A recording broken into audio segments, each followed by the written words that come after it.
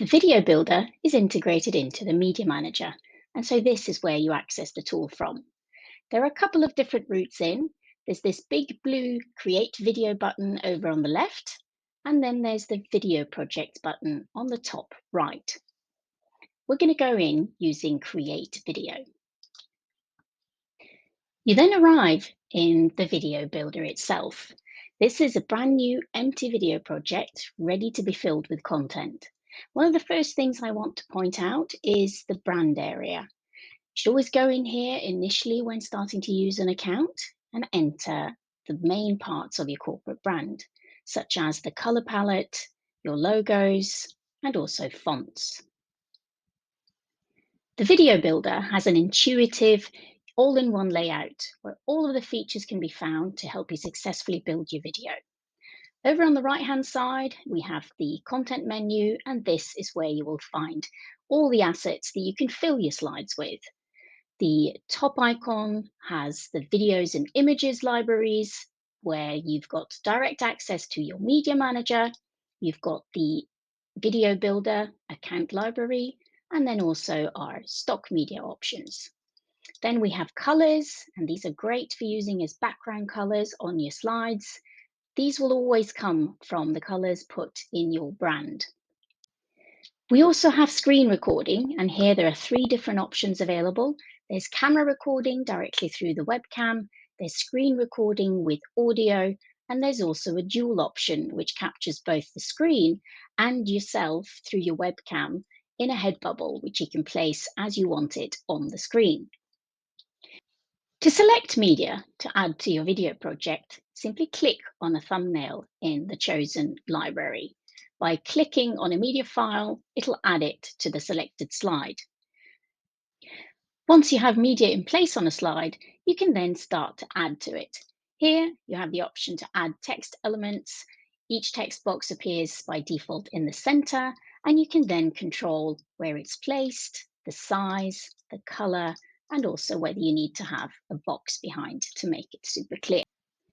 Adding more slides is easily done over on the left-hand side. Simply click on the plus and you get a new slide ready to put more media into.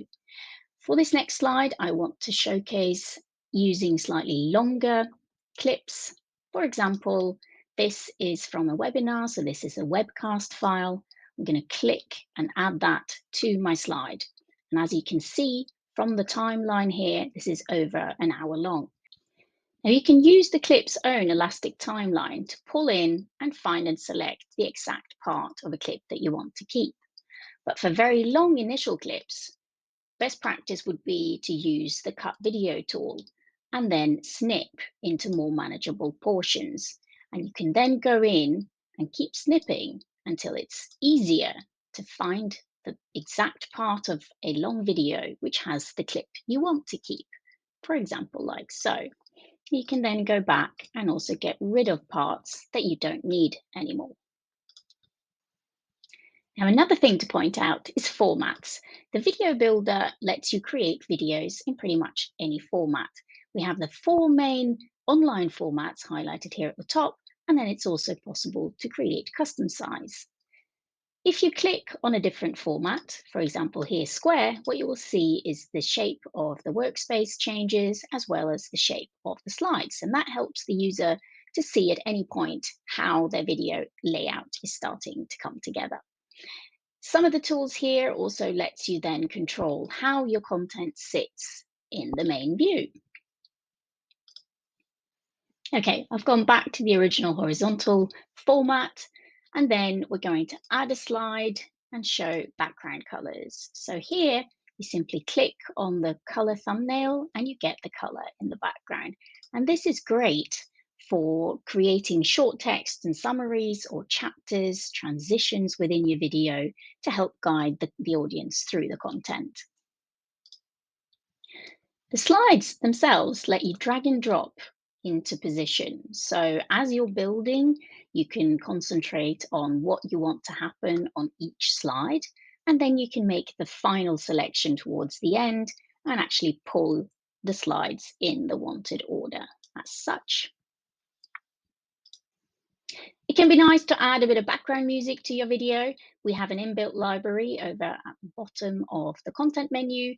Click on this and you see these folders which each hold themed tunes that you can choose and add to the background of your videos. You can listen by unmuting and simply click to select the file, and you can see it appear here at the top of your project.